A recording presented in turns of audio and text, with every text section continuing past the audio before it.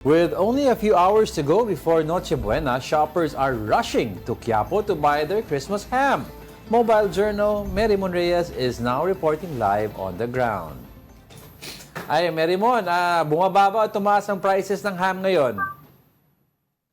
Hello, magandang umaga sa inyo. So far, kung ano pa rin yung nakasanayan, nakagawian dito ng mga mamimili, ganun pa rin yung price range dito sa Excelente Ham sa Quiapo, Manila. For example, doon sa kanilang Chinese ham, yung isang kilo is 2,000 pesos, ang kalahating kilo 1,000 pesos, and ang 1/4 ng kanilang Chinese ham is 500 pesos.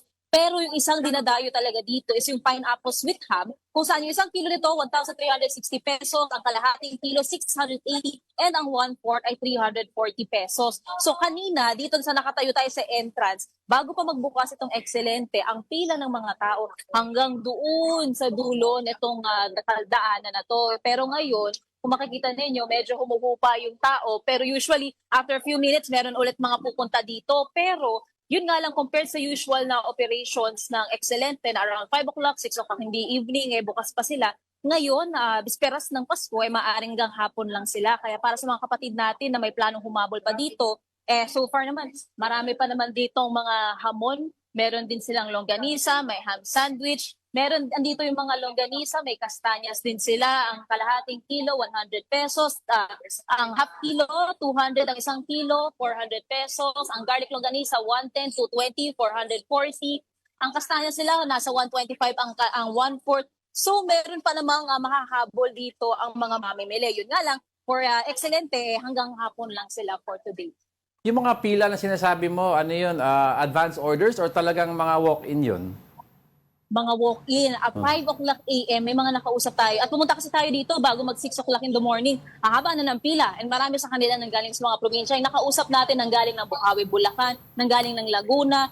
Sa Kamaynilaan naman, meron nang galing pa ng Commonwealth, may nang galing ng Antipolo. And pumila raw talaga sila dito. Naglaan sila ng oras para lang makapag-secure ng kanilang hamon. For the budget, yung karamihan sa kanila ang sinasabi dahil yung meron silang family tradition na inoobserbahan at ang napaborito nila na hamon is dito sa Excelente. So, yung budget, pinag-iipunan daw talaga nila kaya kahit 1 kilo daw, kung yun talaga yung gusto ng pamilya, pipilahan daw talaga nila at bibilhin nila. Pero ngayon, wala na ditong mga nakapila for walk-in So, mabilis na lang sila makakapasok sa loob mismo dito sa counter. Pero nung nakita natin online, yung mga nag-resell o kaya yung nagdi-distribute din ng Excelente ham, karamihan sa kanila nag-announce na hindi sila makakapagtanggap ng online orders today dahil sa talamak na demands or yung mga backlogs na nila na kailangan ipadala ngayong araw. Kailan kaya uli, anong oras kaya uli dadagsa yung mga tao dyan na Merimon? Ang nasabi kasi natin dito ng security guard na nagbabantay, yung pinakadami raw talaga ng mga mamimili kahapon. Kasi though wala namang naging promo, wala namang naging discount, pero kahapon daw talaga usually at December 23, 24 kasi ngayon, 23 daw yung madalas kasi marami na raw nagsisiuwian ng kanilang mga probinsya. So yung mga ngayon, eto na lang daw yung mga kurot-kurot na lang, pero tomorrow naman, same din naman yung magiging operating hours nila. Pero for today, medyo mapapaaga lang yung pagsasara ng Excelente. Well, oo nga no, kasi alam naman natin na it has been a holiday staple and Excelente ham. I was wondering kung baka may patrivia ka dyan, kung kailan ba sila nag-start at bakit ito yung naging holiday staple ng mga Pilipino. Oo, around 1970s, meron nagsasabi, 1960s daw na nagpakilala na talaga itong Excelente ham. And ang original place talaga dito sa Quiapo, Manila. Ito kasi Carlos Palangka Street ito, formerly known as Etiague. So Yes, around this area talaga nakapwesto itong Excelente. Yung mga nakausap natin dito, yung isa nang galing siya ng Bukawi, Bulacan, yung isa nang galing ng Antipolo. Yung nasabi sa atin, dahil family tradition daw, yung mga yung mga lolo raw nila, ito raw ang napagawian na hamon. Kaya yung iba dumadayo kahit malayo dahil yun daw yung nakasanayan daw ng kanilang mga lolo, umabot yung tradisyon na pag-oobserba nila, etong Excelente ham ang bibilhin nila tuwing Pasko. Pero sa paglilibot din natin dito sa Quiapo, may iba rin namang mga nagtitinda ng hamon na dinaragsarin. Yun nga lang, yung iba raw talaga ang parang staple kasi nila is itong Excelente. Dated pa, 1970s. Oo, Merimon, yung mga kalaban nila, yung Majestic tsaka yung Adelinas, di ba?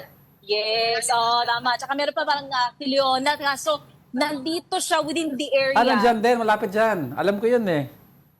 Nandito lang siya sa paligid din ng Quiapo. Kaya marami mapagpipilian pa yung mga mamimili. And bukod dito sa hamon, yung iba, ang staples pa na hinahabol nila, eto, kesong puti, Ayun. yan, queso de bola, meron din tikoy. And yung iba rin sa mga nakausap natin, iniisa-isa na rin nila yung mga bilog na prutas para naman sa bagong taon. May mga nakita na tayo, mga peras, orange, yung mga mansanas. Yung iba sa kanila mga tumpok, 100 pesos. So same pa rin naman yun doon sa nakasanayan natin sa mga namamalengke dyan. Pero usually kapag papalapit na ang bagong taon o ang bisperas ng bagong taon, tumataas ang presyo ng prutas.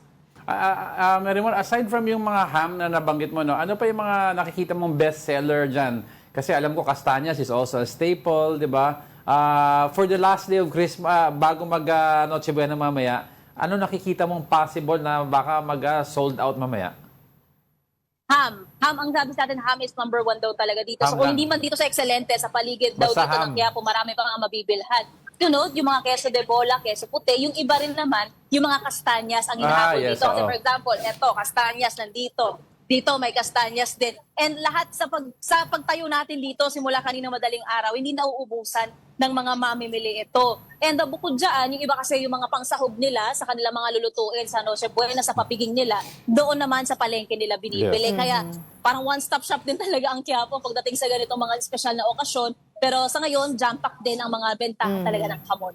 So ngayon 24, nabanggit mo na magsasara sila ng maaga-aga to give way nga para dun sa mga kababayan natin, yung mga workers din nila na magpapasko rin. Pero tomorrow, will they be still opening?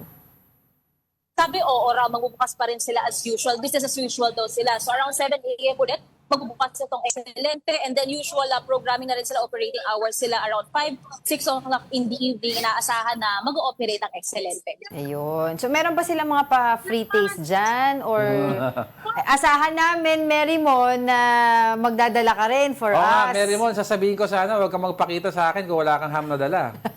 Free pa amoy siguro meron kasi hanggang dito sa labas mismo, langhap na langhap ko na eh. Pero may pinakamura rin sila dito na binibenta rin yung kanilang ham sandwich, 150 Ayun, pesos. yung pandesal ba? So, Yung pandesal?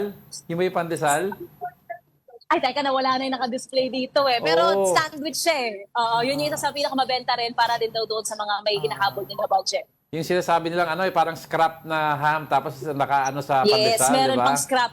Yes, oo, meron pa. Ganun din siya. Yung kilo, nakita natin around 1,000 pesos. So yung mga kalahating kilo, around 500, Mahal pa rin. 600. And then yung mga 1/4, around 300, 400 pesos. So yun pa rin yung usual pricing dito sa Excellent.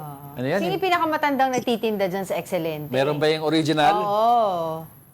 Well, ang nakita kasi natin dito yung owner ng Excelente pero hindi kasi nagpapaunlak ng interview. Oo. So karamihan dito sa mga staff na nakita din natin puro kabataan. Pero may mga ilan din tayo nakita medyo young at heart na nasabi rin sa atin mukhang sila rin matagal Excuse me din daw, daw na nagtatrabaho na Merrimon. dito. Makikidaan daw yung nasa likod mo. Ay. Ayun po. ano ba yan? Wala pang lunch gutom na ako dito. Oo. Alright, sige. Sige. Thank you very much, Mobile Journal Merrimon Reyes. And don't forget our ham mula sa Quiapo, Manila.